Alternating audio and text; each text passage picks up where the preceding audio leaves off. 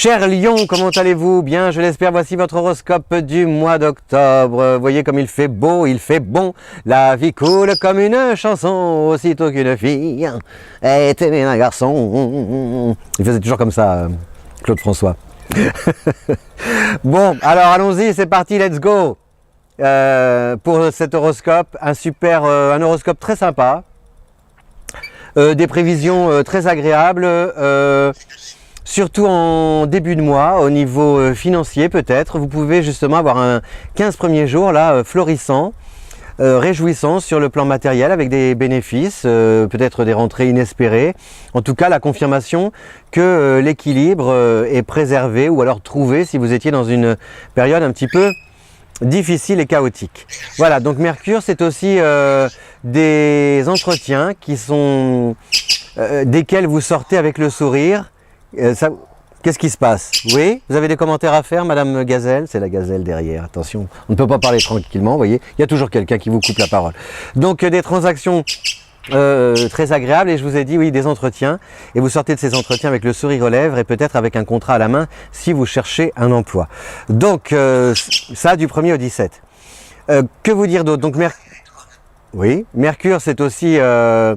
les relations orales, la communication, hein, donc, et en balance, qui est le signe aussi des relations, de l'harmonie. Donc il peut y avoir aussi des bons, comment dire, des terrains d'entente, des accords passés, même en amour ou en famille, et des réconciliations, de la complicité. C'est très bénéfique, voilà, pour parler. Donc c'est le moment vraiment de ces 15 premiers jours. Si vous avez des choses à dire, tranquillement bien sûr, bien n'hésitez pas, on vous écoutera et puis vous pouvez obtenir gain de cause, ce que vous voulez, satisfaction. Voilà.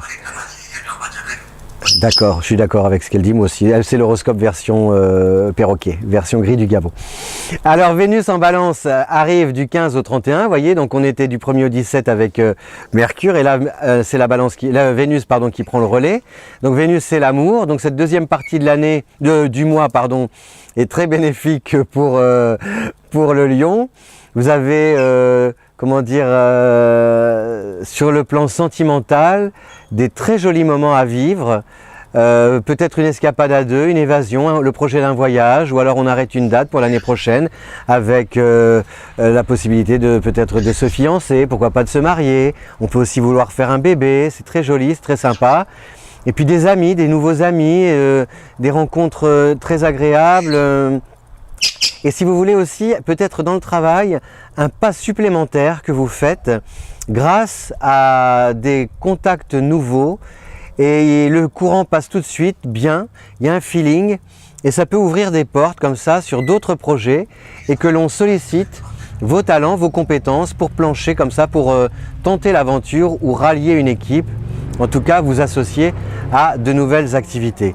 Et c'est gratifiant, parce qu'il y a une sorte de reconnaissance, à la fois pour votre savoir-faire et en même temps parce qu'humainement, on vous apprécie, voilà, on aime votre compagnie, cher Lion. Donc n'hésitez pas, montrez-vous, rayonnez, soyez lumineux, parce qu'il y a plein de gens qui sont là à vous attendre et prêts à vous accueillir et à vous applaudir et à vous aimer. Que vous dire d'autre en balance aussi? C'est Jupiter qui termine sa course en balance jusqu'au 10 octobre. Après, Jupiter passe en Scorpion, donc c'est un petit peu moins chanceux entre guillemets pour vous, ce départ de Jupiter. Mais si vous avez bien bossé, si vous en avez bien profité de ces bienfaits jupitériens jusqu'ici, a priori vous continuez sur votre lancée avec des résultats plutôt intéressants et de belles performances à réaliser.